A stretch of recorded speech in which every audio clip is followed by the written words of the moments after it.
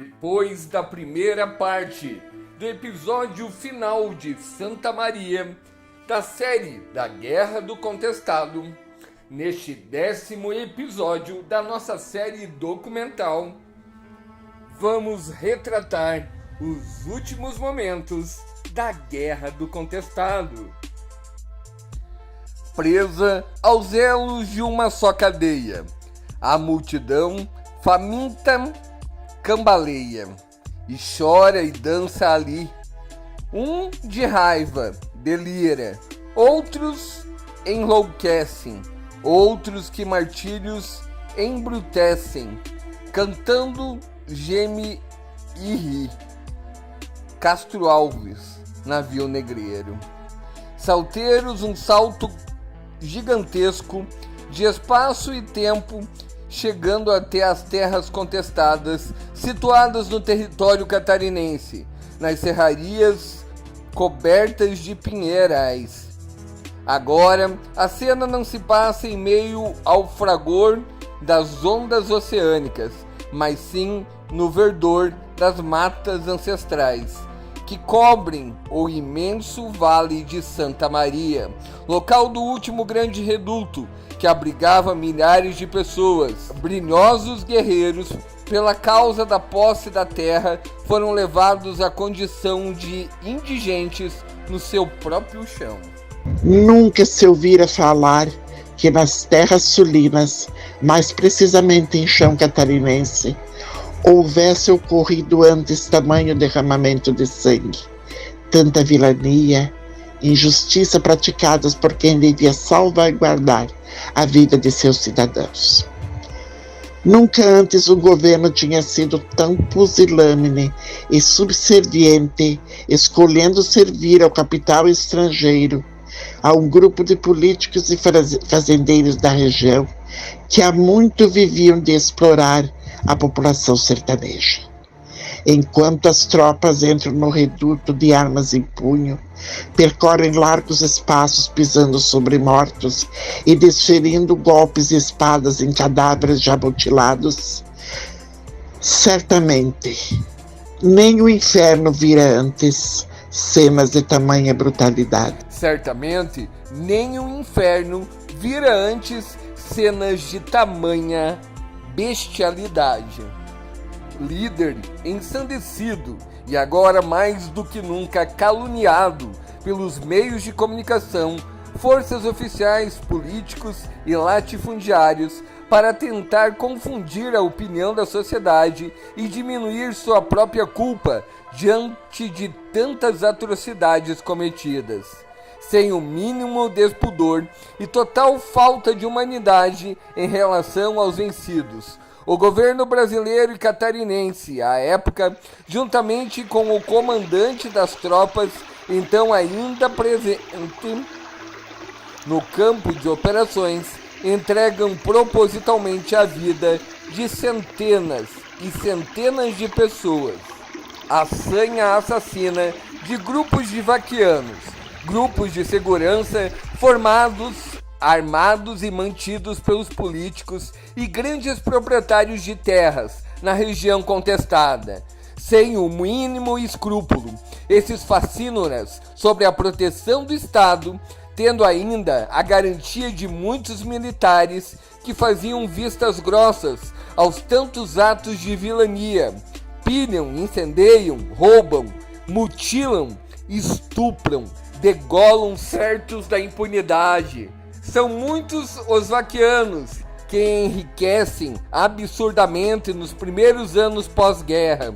Com a retirada do exército do local, se inicia a parte mais sinistra da guerra, qual seja a perseguição, a caçada sem tréguas aos ex-revoltosos, agora destinados praticamente ao extermínio. Foram anos e anos de banditismo cruel, praticado contra indefesos, crianças, jovens, adultos e velhos. O capital, sistema que rege o planeta, é feito de cifras. Diante disso, nos pergunta: quanto custou a guerra do contestado? 3 milhões de dólares. a época ou hoje. Que importância tem isso agora? As vidas não voltam mais. As famílias separadas pela morte não mais se reunirão. As crianças deixadas para morrer ao longo dos carreiros pelas mães desvalidas, cujos braços não suportavam mais o peso dos corpinhos moribundos. Quem levará a coroa com flores, rosa e azul, nas pequenas sepulturas existentes nos cemitérios dos anjinhos?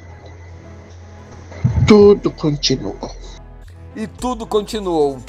Bem pior que antes, o capital devorando as imensas riquezas do solo contestado, as grandes glebas de terra retalhadas em colônias e vendidas na maioria a imigrantes europeus, muitos deles deserdados em seus países de origem pela guerra e pela pobreza. Tudo continuou.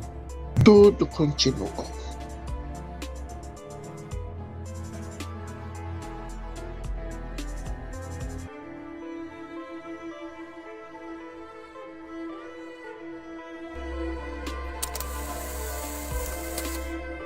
O portal Minha Água Doce, parceria com a escritora, pesquisadora Alzira Escapim, apresentam mais uma série documental inédita, Videira, 80 anos de história. Estas importantes empresas da região apoiam esta série cultural e histórica.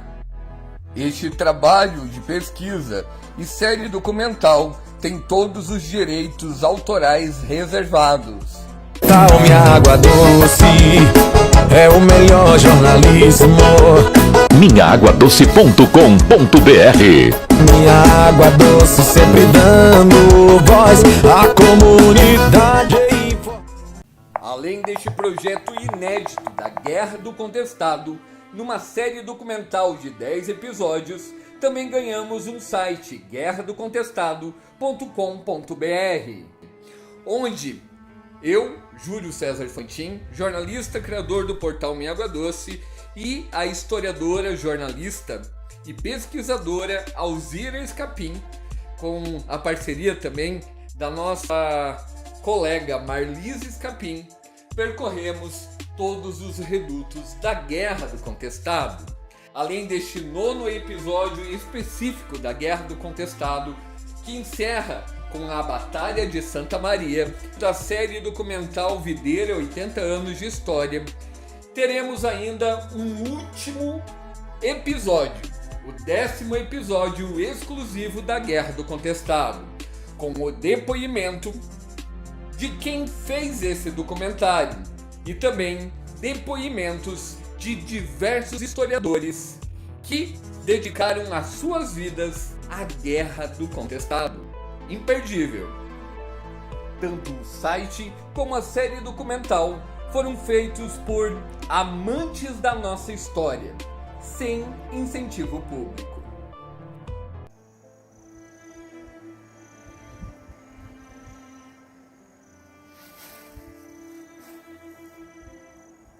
Estou no interior de Salto Veloso, a linha Brasília, e quero fazer um comentário, eu, Jair Pazin, quero fazer um comentário sobre a Guerra do Contestado. A Guerra do Contestado terminou em 1916, de lá para cá veio muitas excursões, muita coisa contra os caboclos, contra os nativos, foram atropelando, queimando casas, várias vezes foi queimado casas aqui na região, que era uma região de terra de voluta, então queimavam seguidamente. Aqui, na minha fazenda, tenho 2 propriedades aqui que eu vou mostrar, que foram as últimas, e mais uma do vizinho, as últimas a ser queimadas no oeste de Santa Catarina. Que aqui foi de essas cepo, essa casa era de Severiano Tomás, que foi queimada as casas, ele teve que se arrancar, queimaram tudo, paiol, tudo que tinha aqui. Então está o resto aqui que quase não se vê mais, porque foi aterrando, foi apodrecendo. Que é queimado, demora mais para apodrecer.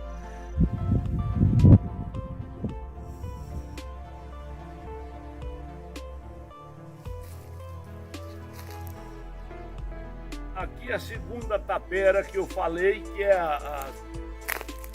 uma das casas que foram queimadas também, últimas casas a ser queimada aqui na região, no meio oeste de Santa Catarina. Aqui, segundo os antigos, me informavam que aqui era o senhor Pedro Cinza.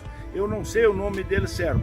A morada dele era mais ali. E aqui, onde tem tudo esse Guaviroval aqui, era uma encera de porco solto que ele tinha na época, e daí ficou, por isso que deu essa mancha de guaviroveiras aqui, muito bonita, que eu comprei em 1978 e sempre preservei até hoje esse local aqui com essa história.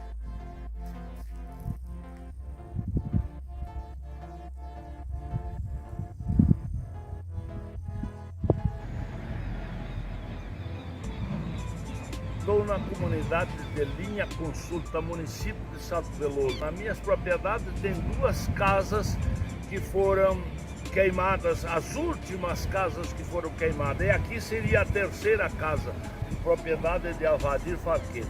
Aqui tinha uma casa, aqui tinha um morador, e quando passou as tropas, ele estava com a mulher grávida. Eles deixaram ele morando, mas que era para sair.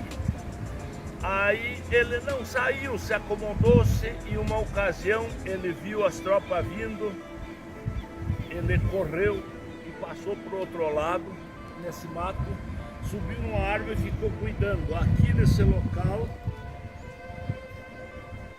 o policiamento chegaram e um homem não fardado dava as ordens. Queimaram tudo, a casa, todos os pertences desse senhor. Ele saiu com a criancinha de poucos meses no colo, com a roupa do corpo.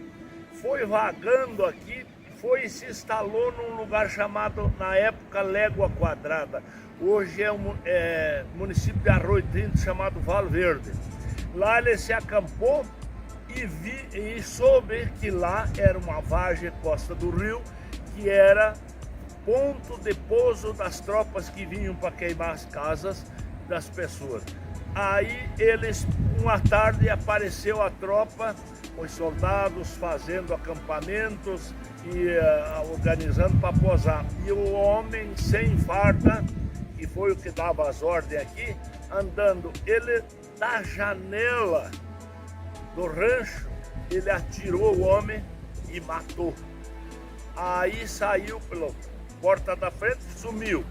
Aí matou o delegado ali, que vinha com as tropas. Dali em diante, nunca mais foi queimado nenhuma casa em todo o oeste de Santa Catarina.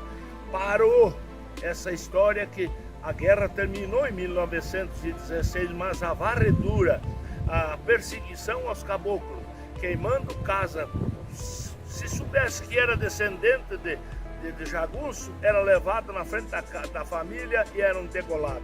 Muitas barbaridades foram feitas com o povo nativo.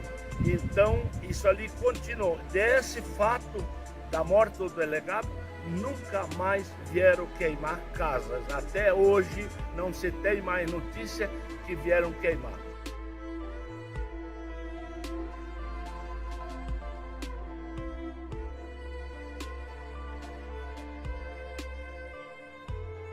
Estamos na cidade de Caçador, no Museu do Contestado, um dos pontos mais visitados do município, pela sua importância cultural e histórica.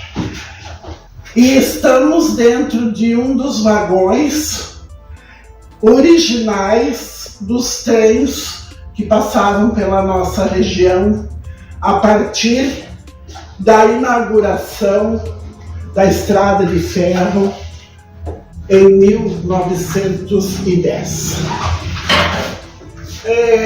Uma estrada que foi um dos motivos, uma das responsáveis pela Guerra do Contestado, ocorrida na nossa região de 1912 a 1916.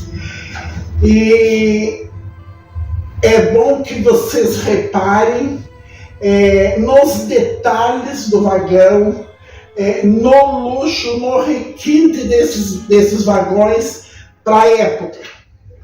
Todos, era tudo em madeira de lei, meticulosamente elaborado, com a maior segurança, e os trens de luxo e os trens internacionais, eles tinham todo os bancos forrados e assim, com muito requinte.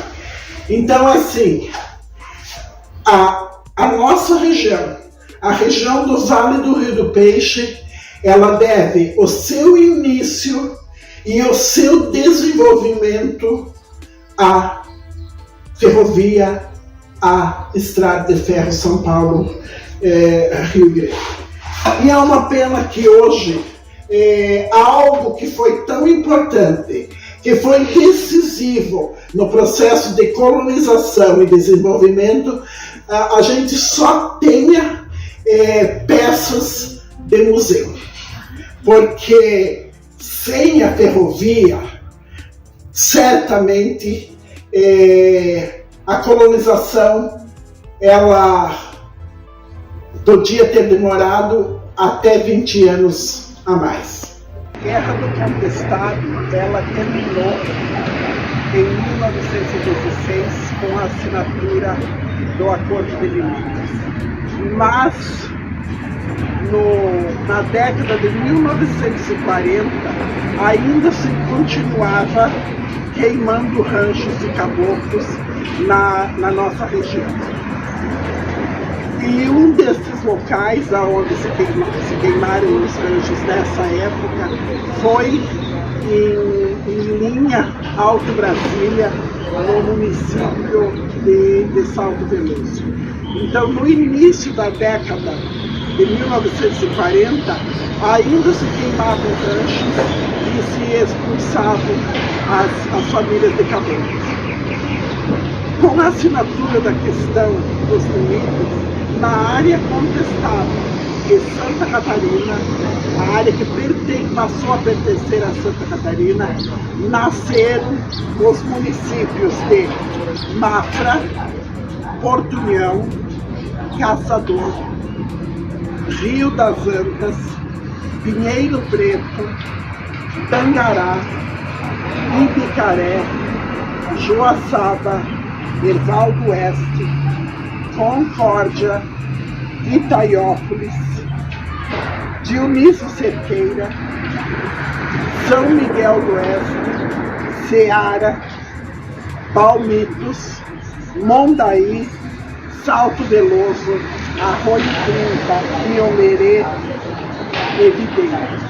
E ainda todos os que destes tiveram origem. Então, com a assinatura da questão dos limites, reiniciou-se o processo de colonização e para cá vieram os povos, os colonos, que construíram esses referidos municípios. Seu Jair, o senhor é pecuarista.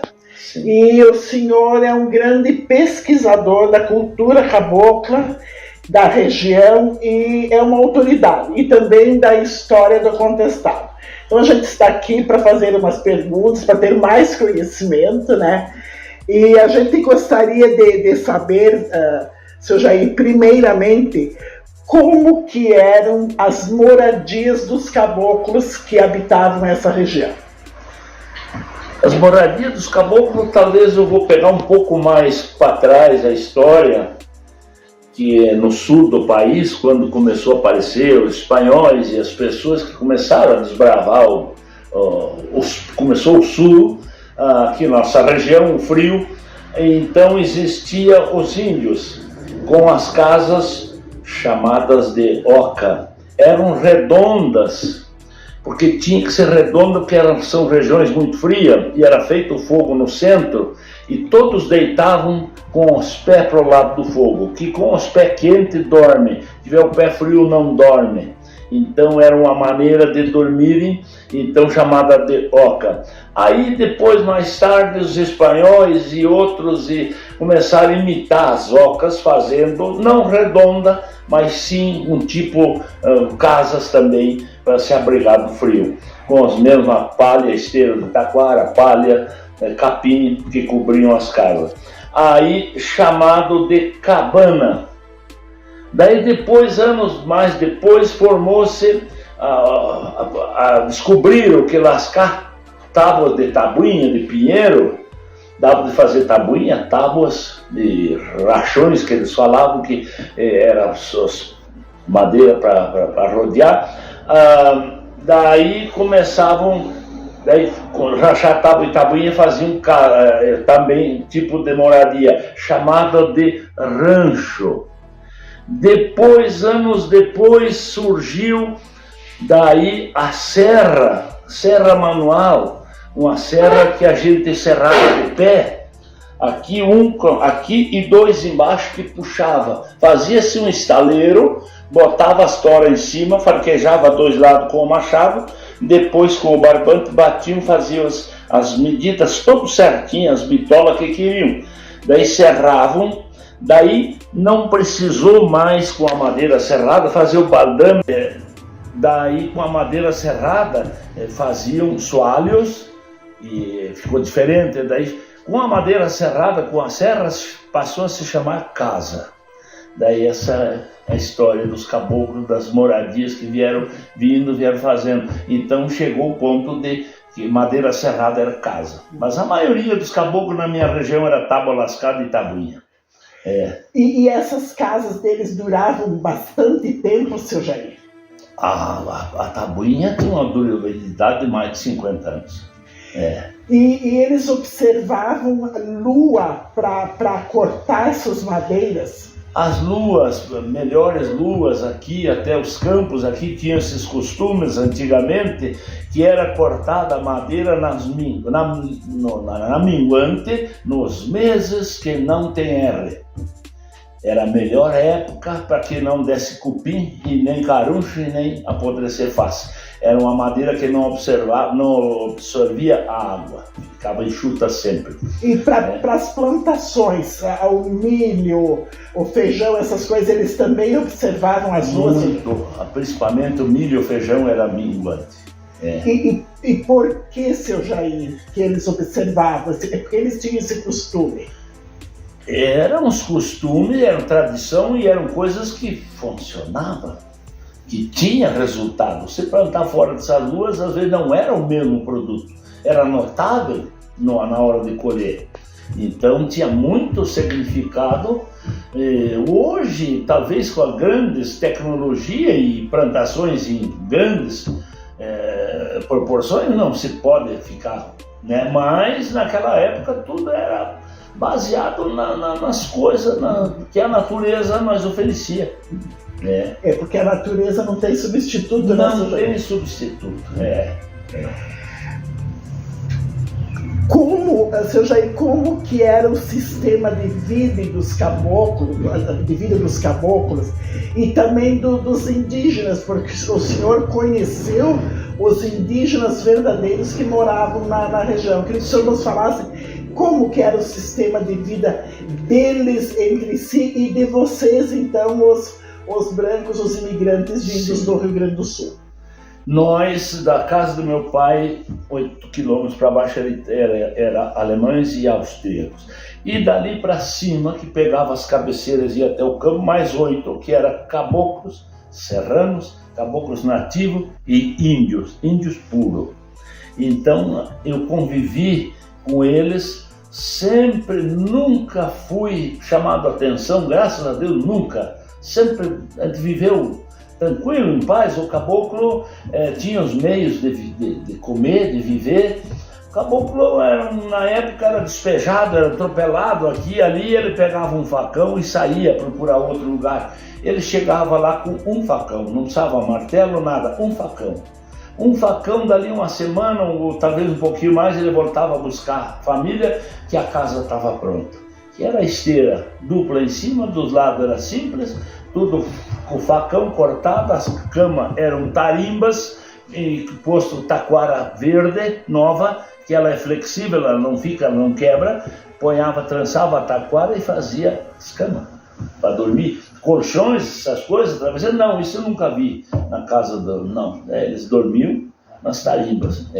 E eles tinham o sistema de religião, eles eram religiosos.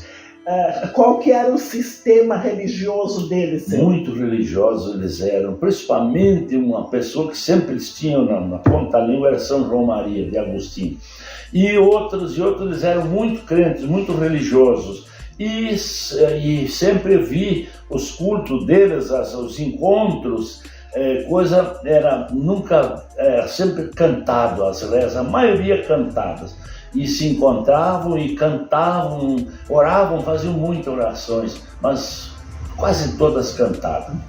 E do monge, o que eles falavam do monge? Eles tinham um grande respeito, uma grande admiração pelo monge, que o monge deixou muitas histórias e com o tempo está se cumprindo todas, né?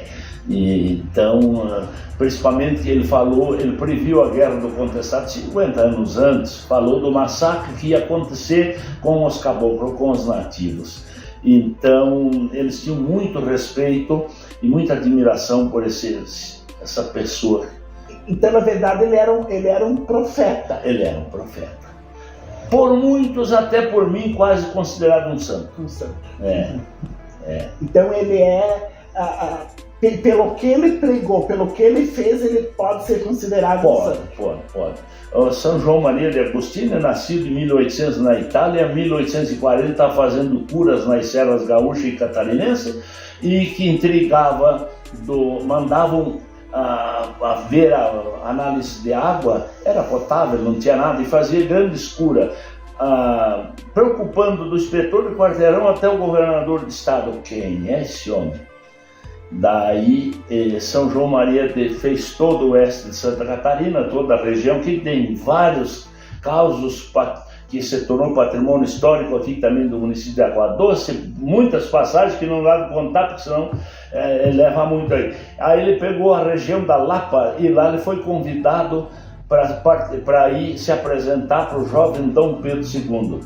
E como voluntário, sim, e se não seria preso, não, ele foi lá, daí viram que ele não passava do eremita, que ele tinha uma missão a cumprir, liberaram ele. Aí ele subiu às Américas, falando em várias línguas, e chegando em Novo México, ele se instalou numa caverna e foi aconselhado que ali os índios eram selvagens. Aí ele disse, não, toda sexta-feira eu acendo uma fogueira. O dia que essa fogueira não acendeu, vocês venham conferir.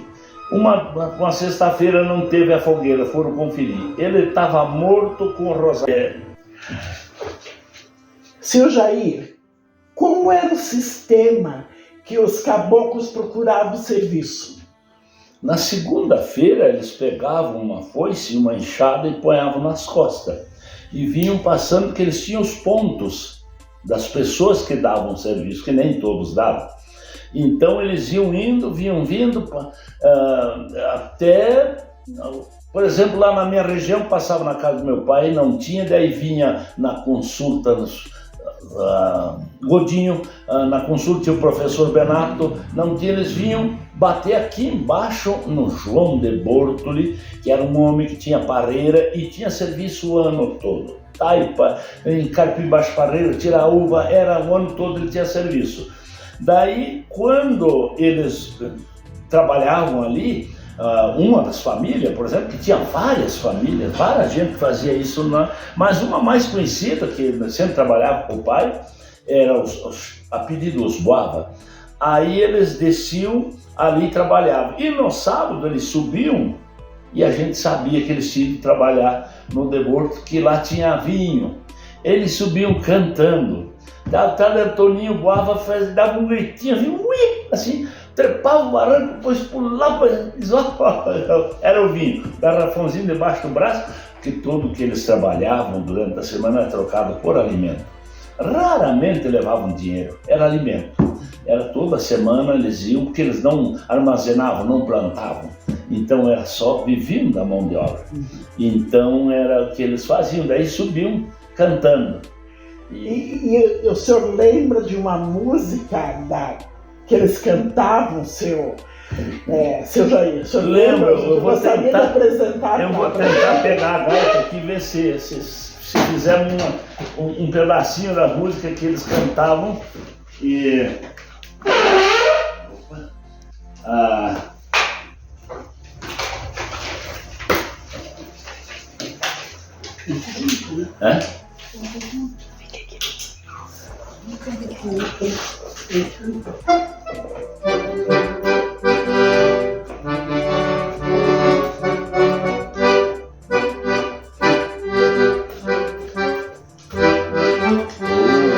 tá desligado, né?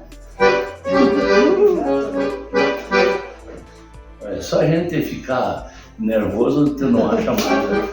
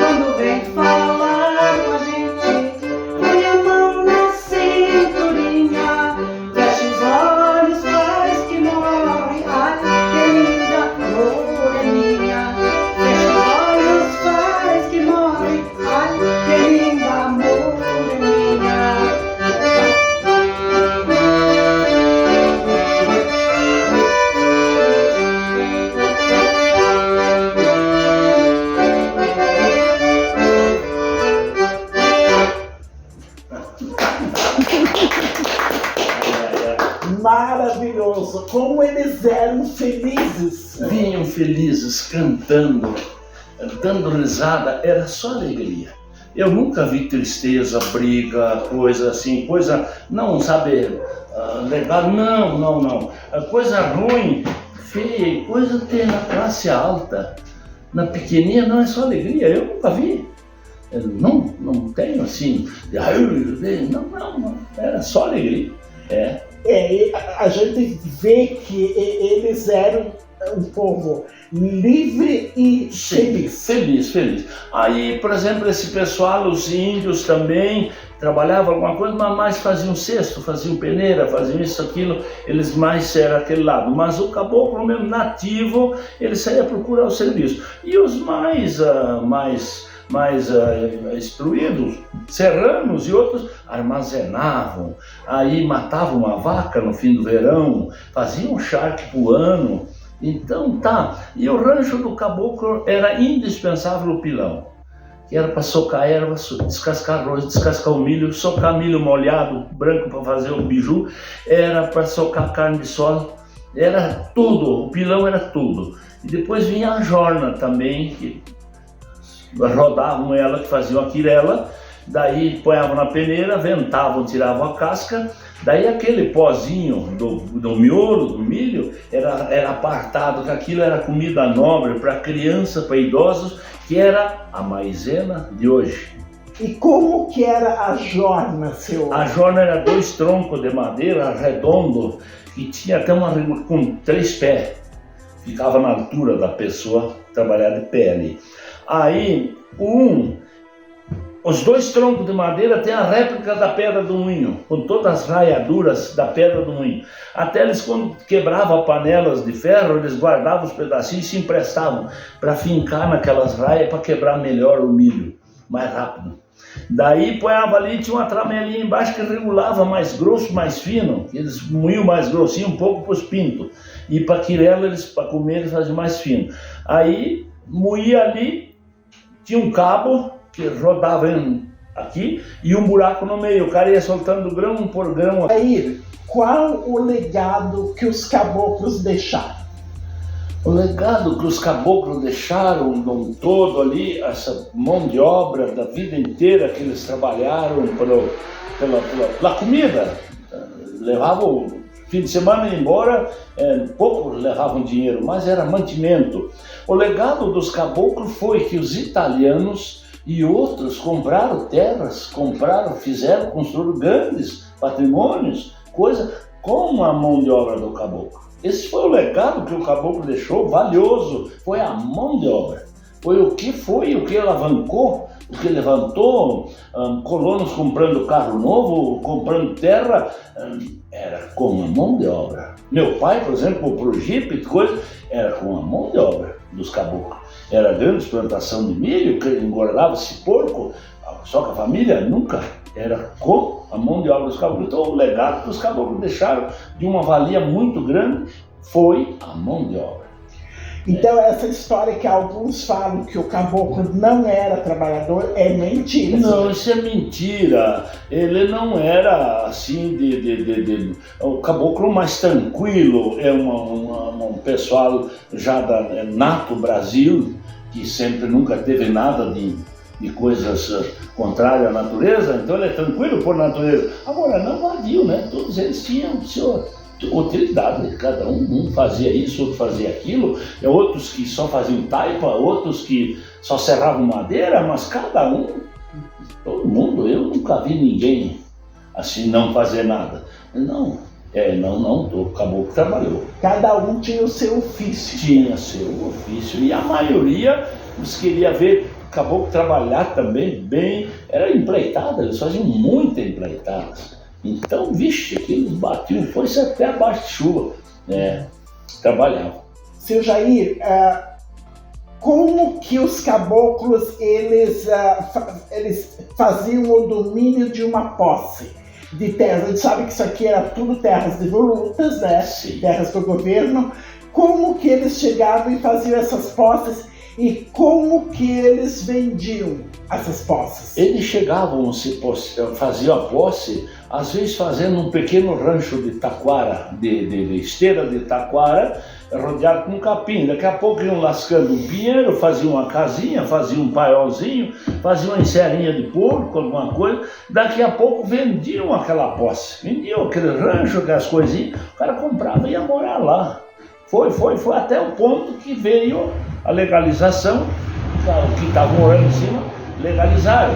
Então cada um vendia, eles iam para outra região, procuravam outros meios, então vendiam a posse muito barato a terra, mas era aquela quantia de anos que eles pararam ali.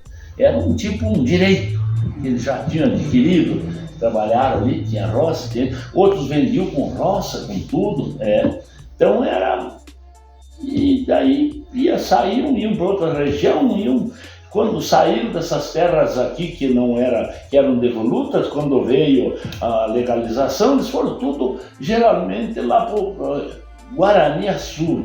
Tinham as áreas lá também meias devolutas, a maioria desse pessoal daqui foram lá.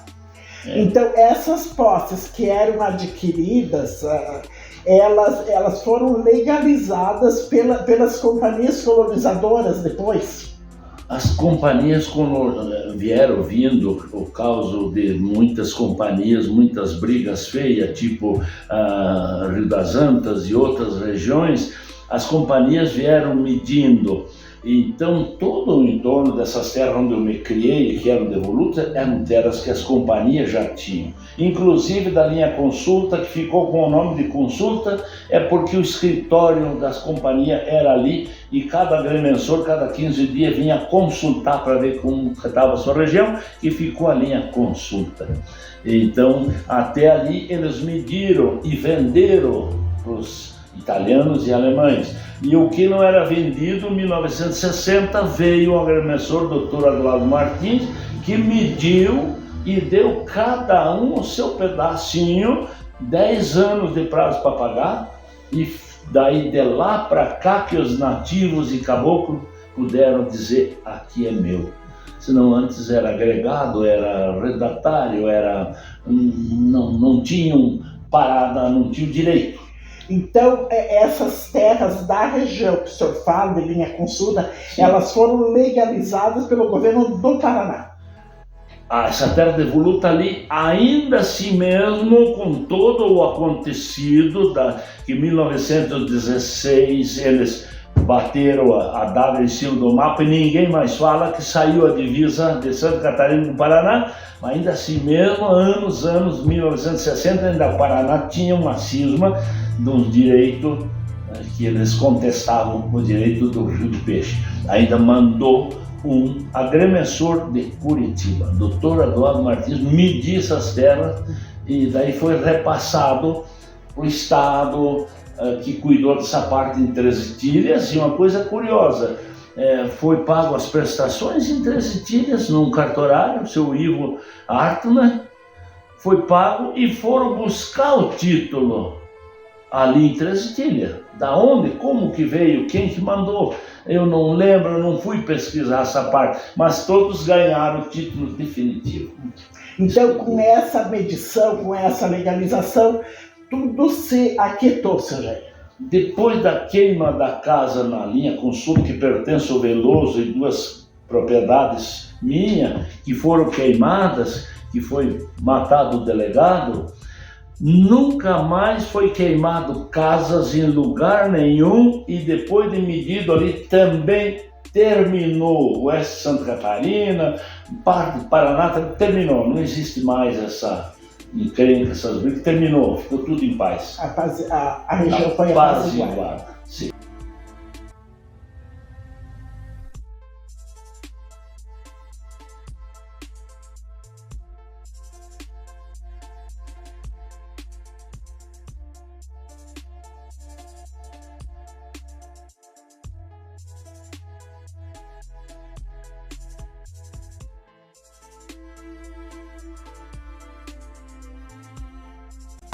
Água doce sempre dando voz à comunidade.